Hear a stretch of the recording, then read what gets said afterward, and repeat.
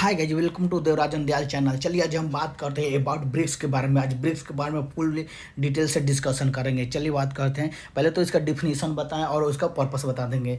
BRICS is an acronym for a grouping of 5 major emerging economics. मतलब ये जैसे कि हो गया ब्राज़ील, हो गया रशिया, हो गया इंडिया, हो गया चाइना, हो गया साउथ अफ्रीका, हो गया। यह एक इमर्जिंग इकोनॉमिक है जो कि उभरता हुआ इकोनॉमिक्स है। इस the group was originally known as the BRIC. मतलब पहले 4 ही मेंबर थे, जैसे कि ब्राज़ील हो गया, रसिया, इंडिया, चाइना, ये 4 ही मेंबर थे। Before the inclusion of south Africa 2010, मतलब 2010 में साउथ अफ्रीका को मतलब जोड़ा गया, जो कि ब्रिक्स बनाया गया। Country represent the significant the world population, GDP, trade, aim promote peace security and development through the mutual cooperation and dialogue. जैसे कि अब बात करते हैं कि ब्रिक्स का ऑब्जेक्टिव क्या है। ब्रिक्स का ऑब्जेक्टिव, प्राइमरी ऑब्जेक्टिव है देखिए, promoting the peace and security, economic growth and development, reforming the global governance, cooperation on global issue. ये इसका ऑब्जेक्टिव है। जैसे पीस में क्या होता है, strengthening the cooperation to promote the peace and security and stability. ठीक है। अब बात करते हैं कि ब्रिक्स में कितने मेंबर है, क्योंकि ब्रिक्स तो मतलब पाँच ही को एक्रोनिम बना है। ब्रिक्स में अभी फिलहाल 9 मेंबर है। ब्राज़ील हो गया, रसिया हो गया, इंडिया हो गया, चाइना हो गया, साउथ अफ्रीका हो गया, ईरान हो गया, इजिप्ट हो गया, इथोपिया हो गया, यूनाइटेड अरब एमिरेट हो गया। ये भी 9 मेंबर है जो कि ब्रिक्स के मेंबर है। अब ब्रिक्स का, अब इसका स्ट्रक्चर के बारे में बात करते हैं। Structure, BRICS operates without a permanent secretariat. इस ब्रिक्स का कोई परमानेंट सेक्रेटरीट नहीं होता है। हर साल पर मतलब बदलते रहता है, और न ही इसका कोई हेडक्वार्टर है। ब्रिक्स का न परमानेंट सेक्रेटरीट है और न ही हेडक्वार्टर है। Cooperation is based on the annual summit. मतलब जैसे कि अगला 2024 में रसिया ब्रिक्स को होस्ट करेगा। इसके पहले मतलब ब्राज़ील हो गया, चाइना, ये सब मतलब हर कंट्री अपना अगले साल पर डिवाइड है कि हाँ अगला साल ये कंट्री होस्ट करेगा, अगला साल ये कंट्री होस्ट करेगा। अब बात कर BRICS summit, the annual meeting of the BRICS leader to discuss and coordinate on the various issue. मतलब वो ब्रिक्स समिट होता है तो मतलब ब्रिक्स समिट होता है, ब्रिक्स लीडर मिलते हैं और डिस्कस करते हैं, कोऑर्डिनेट करते हैं वेरियस इशू के लेकर। जैसे कि ब्रिक्स में गया न्यू डेवलपमेंट बैंक का एस्टेब्लिशमेंट इन 2014 में न्यू डेवलपमेंट बैंक को एस्टेब्लिश किया गया। Mobilising the resource for infrastructure and sustainable development project in a BRICS and other emerging economics. जैसे कि कोई भी न्यू डेवलपमेंट बैंक से हो गया ना, तो जो कि इमर्जिंग इकोनॉमिक है उसको न्यू डेवलपमेंट बैंक लोन देगा और उसको इंफ्रास्ट्रक्चर डेवलपमेंट में काम मतलब हेल्प करेगा। कंटिजेंट रिजर्व अरेंजमेंट, मतलब ये कि जैसे arrangement a framework to the provide the support through the liquidity हो गया, लिक्विडिटी और अदर मतलब और थ्रू से वो सपोर्ट करेगा। अब बात करते हैं कि इसका इकोनॉमिक रिलेवेंस क्या है। इकोनॉमिक रिलेवेंस है, BRICS country are the significant play in the global economic, collectively accounting for a large share of the world population, GDP, trade, grouping economic and the relevance highlighting। जैसे कि GDP contribute, BRICS country collecting the contribute around the 24% of world GDP। World जितने भी world का GDP है उसके 24% BRICS country ने मतलब BRICS contribute करता है। इसका गए थे ट्रेड। अब ट्रेड के बाद they are account approximately 16% global trade है। जो भी ब्रिक्स कंट्री है उसको मिलाकर 16% का ग्लोबल ट्रेड रखता है अपने पास। वर्ल्ड का 16% ग्लोबल ट्रेड रखता है। वर्ल्ड का एक 41% पॉपुलेशन रखता है ब्रिक्स कंट्री। जैसे कि हो गया इंडिया चाइना ही मिलाकर बहुत ज़्यादा पॉपुलेशन हो गया, जिसके कारण वर्ल्ड का 41% पॉपुलेशन रखता है ब्रिक्स कंट्री अपने पास। अब बात करते हैं ब्रिक्स के social political and economic relevance के बारे में। पहले तो बात करते हैं इकोनॉमिक रिलेवेंस क्या है। GDP and trade combine the GDP BRICS country the collectively account around the 24%। World का जीडीपी कंट्रीब्यूट करता है 24%। ठीक है। और बात करते हैं investment and development. infrastructure development. BRICS country have the initiative like the new development bank. BRICS country ने न्यू डेवलपमेंट बैंक का एक इनिशिएटिव लाया जिससे इन्वेस्टमेंट और डेवलपमेंट को मतलब बढ़ावा दिया गया है, जो कि financial cooperation, contingent reserves and arrangement providing the financial stability and liquidity to member country facing the balance of payment issue, the enhancing the economic resilience. मान लीजिए कोई कंट्री के पास बैलेंस ऑफ पेमेंट का क्राइसिस हो गया तो new development bank से वो लोन ले सकता है और इकोनॉमिक रेजिलियंस के लिए जो कोई भी मतलब दिक्कत हो ना तो न्यू डेवलपमेंट बैंक से लोन ले सकता है। इसके लिए एक मतलब नेशनल न्यू डेवलपमेंट बैंक बनाया गया। अब बात करते हैं कि इकोनॉमिक कोऑपरेशन, ये होता है इकोनॉमिक रिलेवेंस में हो गया, जीडीपी एंड ट्रेड हो गया, इन्वेस्टमेंट एंड डेवलपमेंट हो गया, इकोनॉमिक एंड कोऑपरेशन।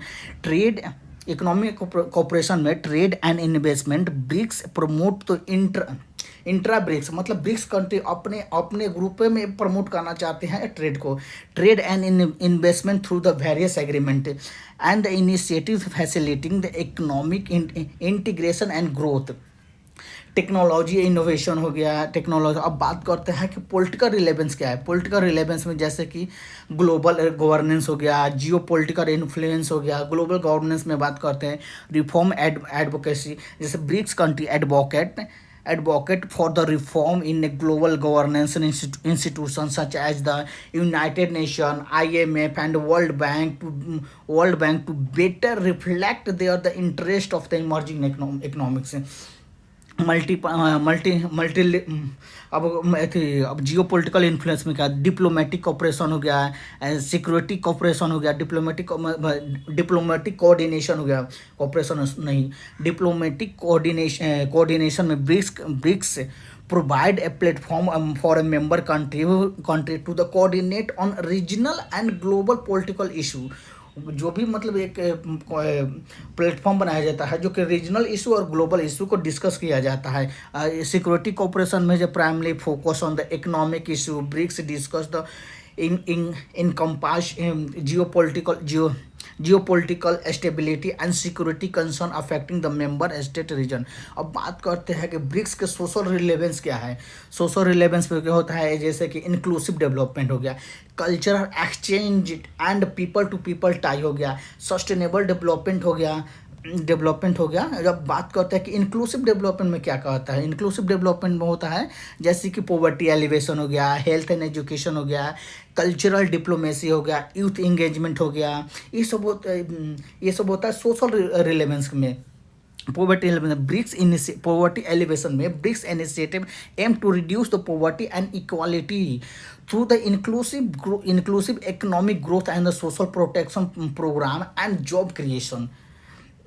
अब बात करते हैं कि की एरिया ऑफ ए कॉपरेशन, जैसे कि ब्रिक्स का की एरिया कॉपरेशन क्या क्या है, जैसे कि इकोनॉमिक कॉपरेशन में हो गया पॉलिटिकल एंड सिक्योरिटी में कॉपरेशन हो गया, हेल्थ में कोलैबोरेटिंग हो गया, साइंस एंड टेक्नोलॉजी में प्रोमोटिंग हो गया, एग्रीकल्चर में कॉपरेशन हो गया, पीपल